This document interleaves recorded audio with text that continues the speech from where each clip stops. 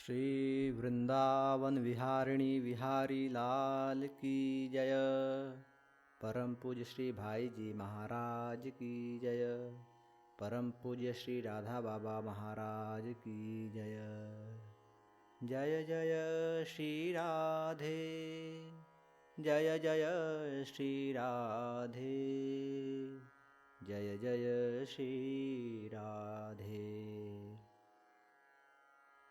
परम पूज्य श्री राधा बाबा के संस्मरणों की श्रृंखला में प्रस्तुत है आज की संस्मरण संख्या 4। सन 1956 की शरद पूर्णिमा से बाबा ने काष्ठ मौन लेने का निर्णय किया।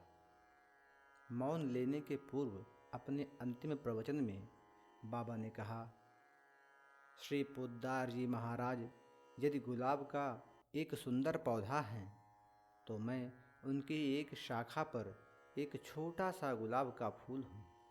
मुझसे भी अधिक सुंदर, श्रेष्ठ एक नहीं अनेकानेक पाटल पुष्प खिला देने की क्षमता इस पौधे में है। संस्मरण संख्या 5। एक बार पूज्य बाबा ने बतलाया था कि एक बार रतनगढ़ में मैंने अपने कमरे में देखा कि श्री पोद्दार जी महाराज कहीं सहज भाव से चले जा रहे थे और उनके इस प्राकृत शरीर की आरती देवांगनाएं कर रही थीं।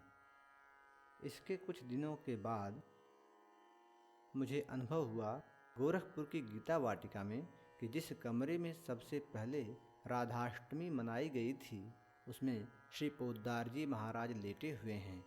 वे उन दिनों बीमार थे। उनके पास अनेकानेक देवांगनाएं जा रही हैं और प्रणाम करके वापस आ रही हैं। मैं इस दृश्य को देखता ही रह गया। संस्मरण संख्या 6। बाबा ने कहा है, श्री भाई जी के शरीर में मुझे चिन्मयता का दर्शन होता है। यह बात मैंने किसी के संज्ञान में नहीं लाई थी। उनके जीवन के अंतिम वर्षों में उनके महाप्रयाण से कई वर्ष पहले से ही मुझे उनका स्थूल वप चिन्मय लगता था। मुझे तो बस यही दृष्टिगोचर होता था कि वहाँ एकमात्र प्रियतम श्री कृष्ण हैं। लोगों के देखने में उनकी स्थूल काया भले पांच भौतिक लगती हो, परंतु मुझे उनके पार्थिव शरीर में चिन्मयता का सतत दर्शन होता था। उनके स्थूल कलेवर की श्यामलता के पीछे विराज रहे हैं मेरे सुंदर श्याम ही। यह मेरे मन की आस्था और अनुभूति है। संस्मरण संख्या 7।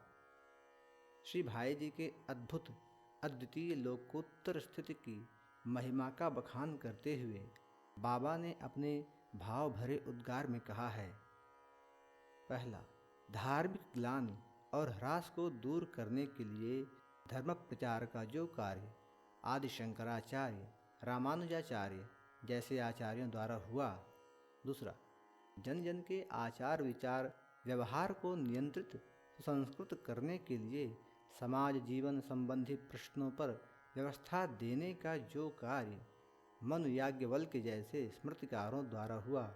तीसरा, हृदय की कोमल भक्ति भावनाओं के तरंगित हो उठने पर सरस भक्ति काव्य की रचना का जो कार्य तुलसीदास जी महाराज, सूरदास जी महाराज जैसे भक्त कवियों द्वारा हुआ। और चौथा, श्री राधा माधव के लीला सिंधु में नित्य निरंतर निमग्न रहने के आदर्श की प्रतिष्ठा का जो कार्य मीराबाई और चैतन्य महाप्रभु जैसे रसिक जनों के द्वारा हुआ।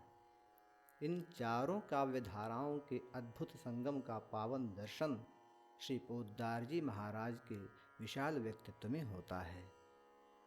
संस्मरण संख्या 8। एक बार रतनगढ़ में श्री भाई जी भागवत की कथा सुना रहे थे। वे कथा के बीच में श्री चैतन्य महाप्रभु के जीवन की और उनके महान परिकरों की बातें भी सुनाते थे। एक दिन कथा के अंत में बाबा ने पूज्य भाई जी से कहा, भाई जी, क्या चैतन्य लीला फिर से नहीं हो सकती है? प्रेमावतार श्री चैतन्य महाप्रभु की लीला बड़ी अनोखी है। आप महाप्रभु की अलौकिक लीला की आवृत्ति फिर से करवाइए। इस पर श्री भाई जी ने तटस्थ की भांति शांत भाव से उत्तर दिया, श्री चैतन्य महाप्रभु की लीला की आवृत्ति तब हो सकती है जब लीला के लिए उपयुक्त पात्र हो। आप ही बताइए, कहाँ हैं अद्वैताचार्य, कहाँ हैं श्री नित्यानंद जी और कहाँ हैं उनके अन्य महान परिकर। उपयुक्त देश, काल और पात्र पाकर ही तो लीला अवतरित होती है। आज वैसा देश काल तो है नहीं और न वैसे पात्र ही हैं। इस पर बाबा ने अपने मनोभावों को व्यक्त करते हुए कहा, कठिन अवश्य है, परंतु आप चाहें तो श्री चैतन्य लीला की पुनरावृत्ति हो सकती है और उस लीला का दर्शन जीवन में कर सकते हैं। इतना सुनकर श्री भाई जी मुस्कुराए परंतु मौन रह गए। संस्मरण संख्या 9। बाबा कहते थे, मुझे पूज्य पोद्दार जी महाराज के सन्निधि मात्र से बहुत ही अलभ्य वस्तुएं मिल जाती हैं। संसार भले ही श्री पोद्दार जी महाराज को थुलथुल शरीर वाला मारवाड़ी बनिया देखता हो, मेरे लिए तो वे साक्षात श्री कृष्ण ही हैं। वरन यह कहना अनुचित नहीं होगा कि वे श्री कृष्ण का गोपनीय से गोपनीय तत्व रहस्य प्रकट करने वाले साक्षात कृपा मूर्ति ही हैं। संस्मरण संख्या 10। बाबा कहते थे कि मेरा तो श्री पोद्दार जी महाराज की कृपा ने ही सब काम बना दिया। कृपा सागर पोद्दार जी महाराज की कृपा से मुझे अनायास ही महाभाव सागर की गहराई पर डाल दिया गया। उन्होंने मुझे अपने लक्ष्य पर बिना श्रम के इतनी जल्दी पहुंचा दिया मानो हेलीकॉप्टर या हवाई जहाज से यात्रा कराई गई हो। मुझे संत कृपा से ऊंची वस्तु अनायास ही सुलभ हो गई। मैंने कोई परिश्रम और प्रयास किया ही नहीं।